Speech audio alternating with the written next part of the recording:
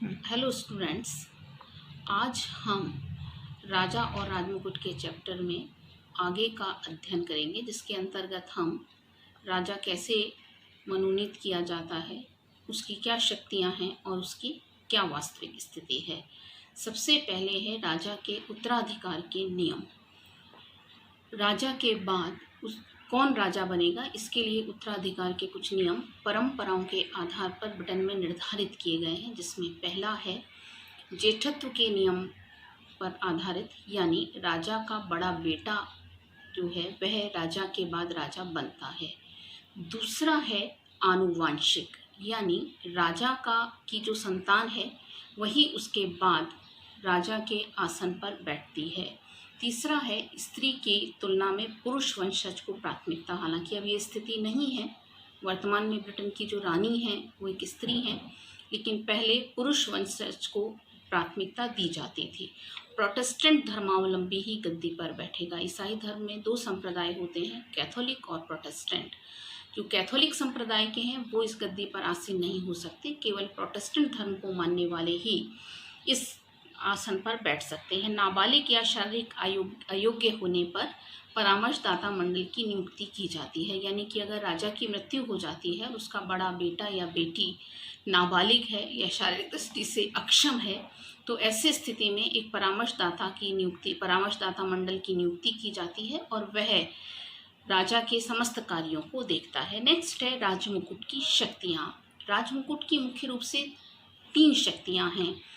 ध्यान देने वाली बात यह है कि ये जितनी भी शक्तियाँ हैं, इन शक्तियों का वास्तविक प्रयोग ब्रिटेन की वास्तविक कार्यपालिका यानी प्रधानमंत्री और उसका मंत्रिमंडल करता है। राजा नाम मात्र के रूप में इन शक्तियों का प्रयोग करता है। सबसे पहली शक्ति है कार्यपालक शक्तियाँ, यानी कार्यपालिका की दृष्टि से कौन कौन से कार्य उसके द्वारा किए जाते हैं। सबसे पहला है इसमें प्रशासन को निर्देशन देना। प्रशासन को निर्देशन देने के अंतर्गत राष्ट्रीय कानूनों को निर्धारित करना, जितने भी महत्वपूर्ण पदों पर नियुक्तियां हैं, चाहे वो प्रधानमंत्री की नियुक्ति हो, मंत्रिमंडल की नियुक्ति हो, नियंत्रक और महालेखा परीक्षक की नियुक्ति हो, न्यायाधीशों की नियुक्ति हो, प्रमुख सेनाध्यक्षों की नियुक्ति हो, वह राजा के द्वारा की जाती है। इसके अलावा वह इन्हें पद विमुक्त भी कर सकता है, यानी कि अगर उसे लगता है कि वो सही रूप में काम नहीं कर रहे हैं तो उन्हें वह पद विमुक्त भी कर सकता है। लेकिन वस्तु स्थिति में यहाँ उसके पास कोई अधिकार नहीं है। बहुमत दल का नेता प्रधानमंत्री बनता है। कार्यपालन में दूसरी शक्ति है वैदेशिक संबंधों का संचालन। इसके अंतर्गत बाहर से आने वाले राजदूतों का स्वागत करना, ब्रिटेन से जाने वाले राजदूतों को नियुक्त करने का कार्य उसका है। अंतर्राष्ट्रीय सम्मेलन में दूत भेजना, प्रतिनिधि मंडल भेजना, संधि करना, समझौते करना, युद्ध की घोषणा करना, यह सब राजा का कार्य है।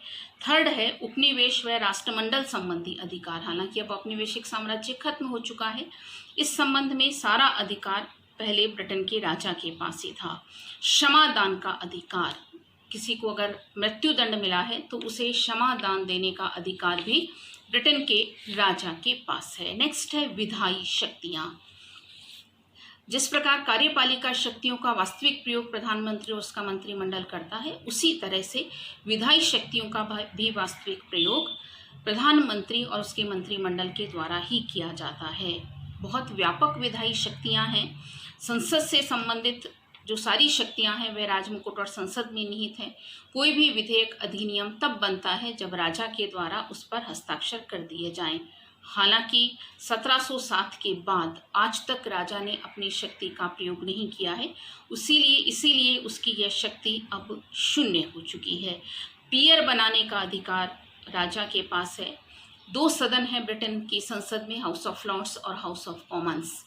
हाउस ऑफ लॉर्ड्स वंशानुगत सदन है और हाउस ऑफ कॉमन्स निर्वाचित सदन है। उसके निर्वाचन की घोषणा करने का अधिकार भी ब्रिटेन के राजा के पास है। इसके अलावा संसद का सत्र खत्म करना, संसद का स्थगन करना, ये सब कार्य राजा के द्वारा किए जाते हैं। तीसरी है न्यायिक शक्ति। न्यायिक शक्ति की दृष्टिकोण से यहाँ हम देखते हैं कि यहाँ सर्वोच्च न्यायालय न होकर न्याय का अंतिम न्यायालय हाउस ऑफ लॉर्ड्स है। यह नवीन न्यायालय की स्थापना नहीं कर सकता, लेकिन फिर भी यह क्षमा दान देने का अधिकारी है। इस तरह से ये कुछ शक्तियाँ उसकी हैं, लेकिन वस्तु स्थिति में अगर हम देखें तो इन शक्तियों का प्रयोग वह न कर इन शक्तियों का प्रयोग प्रधानमंत्री और उसके मंत्रिमंडल के द्वारा किया जाता है। अगली शक्ति है धार्मिक शक्ति। जो चर्च है ब्रिटेन का, उस चर्च के प्रमुख पदाधिकारी के रूप में उसे मान्यता दी जाती है। धर्म के प्रचारक के रूप में, धर्म के दायित्व के रूप में उसे मान्यता दी गई है। इस तरह से ये कुछ शक्तियां हम राजा की देखते हैं। नेक्स्ट है राजा की वास्तविक स्थिति और उसके विशेषाधिकार। उसकी वास्तविक स्थिति के संबंध में पहली बात है, राजा कोई गलती नहीं करता, यानी राजा के द्वारा कोई गलती नहीं की जाती। इस संबंध में लावेल का कहना है कि संविधान के पुराने नियम के अनुसार मंत्री लोग राजा की सलाहकार होते थे, राजा सलाह देता था और जो मंत्री हैं वह उन कार्यों को करते थे, निर्णय। लेकिन अब राजा से सलाह ली जाती है और जो निर्णय हैं वह प्रमुख रूप से मंत्रियों के द्वारा किए जाते हैं, और इस आधार पर यह माना जाता है कि राजा कोई गलती नहीं करता। इसका मतलब यह है कि राजा के द्वारा कोई काम नहीं किया जाता। वो अगर कोई, चूंकि वो काम नहीं करता इसीलिए वो कोई गलत कार्य भी नहीं करता। इस बात को हम 3 रूपों में देखते हैं। पहला, राजा कानून से ऊपर है, चूंकि राजा विधि का स्रोत है, उस पर किसी भी तरह की विधि का आदेश आरोपित नहीं होता। दूसरी बात है, राजा दूसरों से भी गलत काम नहीं करा सकता, यानी वो खुद तो कोई गलत कर ही नहीं सकता। मंत्री मान लीजिए कोई गलती करता है और वो यह कहता है कि राजा के कहने से उसने ऐसा किया, तो उसके लिए राजा जिम्मेदार नहीं है, उसके लिए वह मंत्री ही जिम्मेदार माना जाता है। 1678 में एक कांड हुआ था जिसका नाम था डेनबी कांड। इस कांड में विदेश मंत्री ने कोई अवैध संधि फ्रांस से की, और जब उन्हें इसका, क्योंकि अवैध गुप्त संधि असंवैधानिक मानी जाती है, और जब डेनबी को इस बारे में पूछा गया तो उसने कहा कि उन्होंने यह सब कुछ राजा के कहने से किया, लेकिन यह निर्णय लिया गया कि इसके लिए डेनबी ही उत्तरदायी हैं, क्योंकि राजा किसी भी गलत कार्य के उत्तरदायी नहीं होता। तीसरा है, राजा के कार्य के लिए किसी दूसरे व्यक्ति को उत्तरदायी होना होगा, यानी राजा किसी भी कार्य के लिए उत्तरदायी नहीं होता है। अगर हम वास्तविक स्थिति में माने तो अगर हम कोई कार्य करते हैं तभी हम उत्तरदायित्व को वहन करते हैं। अगर हम कोई कार्य ही नहीं करेंगे तो हम उत्तरदायित्व को वहन नहीं कर सकते। जैसा कि ग्लैडस्टन कहते हैं कि राजा जब से सिंहासन पर बैठता है और जब तक उसकी मृत्यु होती है तब तक वो कोई भी ऐसा काम नहीं करता जिसके लिए कोई दूसरा उत्तरदायी ना हो। तो इस तरह से पहली बात राजा की वास्तविक स्थिति के बारे में यह है कि राजा कोई गलती नहीं करता, यानी राजा के द्वारा वस्तु स्थिति में कोई काम नहीं किया जाता, वह एक गोल्डन जीरो मात्र है। दूसरी बात है, राजा राज्य करता है, शासन नहीं करता, यानी राजा के नाम से काम होते हैं, जो शासन है वह किया जाता है प्रधानमंत्री, मंत्रिमंडल और संसद के द्वारा। अगर हम वैधानिक दृष्टि से देखें तो इसका ये प्राचीन रूप है, लेकिन वस्तु स्थिति में उसके द्वारा कोई काम नहीं किया जाता। और इस संबंध में बेजहॉट मानते हैं कि राजा के 3 अधिकार हैं। पहला है परामर्श देने का अधिकार, दूसरा है प्रोत्साहन देने का अधिकार, और तीसरा है चेतावनी देने का अधिकार, यानी वह परामर्श दे सकता है, मंत्रियों को कह सकता है उन्हें ऐसा करना चाहिए, ऐसा नहीं करना चाहिए, और परामर्श मानना या ना मानना मंत्रियों की इच्छा पर निर्भर है। प्रोत्साहन देने का अधिकार, यानी वह उन्हें शाबाशी दे सकता है, इसके अतिरिक्त कुछ नहीं दे सकता कि किसी मंत्री के काम से खुश हो गया तो वह उसे वरिष्ठ मंत्री बना दे या उसे प्रधानमंत्री बना दे। चेतावनी देने का अधिकार, वो चेतावनी दे सकता है लेकिन उन्हें उनके पद से हटा नहीं सकता है। तो इस तरह से जो दूसरी बात है वो भी यही मानती है कि राजा के पास बहुत अधिक शक्तियां नहीं हैं, या नामिक प्रमुख के रूप में वो काम करता है। राजा की स्थिति के बारे में तीसरी बात है राजा के विशेषाधिकार। राजा के पास कुछ विशेषाधिकार हैं जो हम देखेंगे। इन विशेषाधिकारों के माध्यम से वह सिर्फ प्रभाव डाल सकता है, इस और कुछ वो नहीं कर सकता है। पहला विशेषाधिकार है प्रधानमंत्री और अन्य मंत्रियों की नियुक्ति का विशेषाधिकार। प्रधानमंत्री की नियुक्ति वो कब करता है? बहुमत दल के नेता को वो प्रधानमंत्री बनाता है, उसकी मर्जी से वो मंत्रिमंडल बनाता है।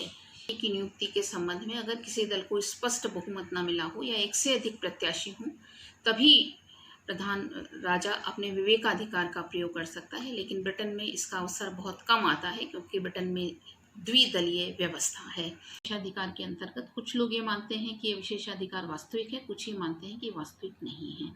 वस्तु स्थिति में अगर हम देखेंगे, यहाँ संस्थात्मक शासन है, लोक सदन को समय से पहले भंग किया जा सकता है, लेकिन राजा अपनी मर्जी से लोक सदन को भंग नहीं कर सकता। प्रधानमंत्री के परामर्श से ही वह लोक सदन को भंग कर सकता है। तीसरा विशेषाधिकार है मंत्रियों की बर्खास्तगी का विशेषाधिकार, यानी किसी भी मंत्री को उसके पद से बर्खास्त करना।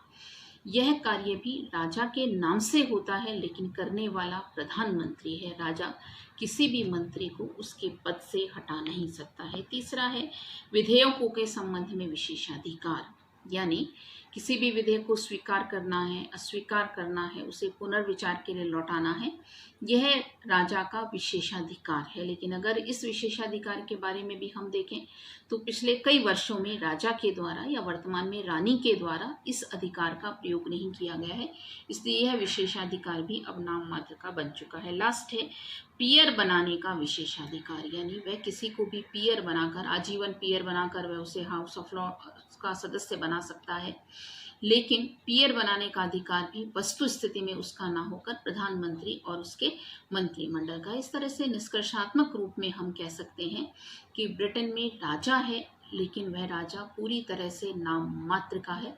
सारी की सारी शक्तियां वास्तविक कार्यपालिका के रूप में प्रधानमंत्री और उसके मंत्रिमंडल में निहित है। हम राजा को एक स्वर्णिम शून्य या एक गोल्डन जीरो के रूप में देखते हैं, जो केवल उसके लिए जो एक निर्धारित स्थान है कि उसे यहाँ पर हस्ताक्षर करने हैं, वहाँ पर हस्ताक्षर को करता है। धन्यवाद।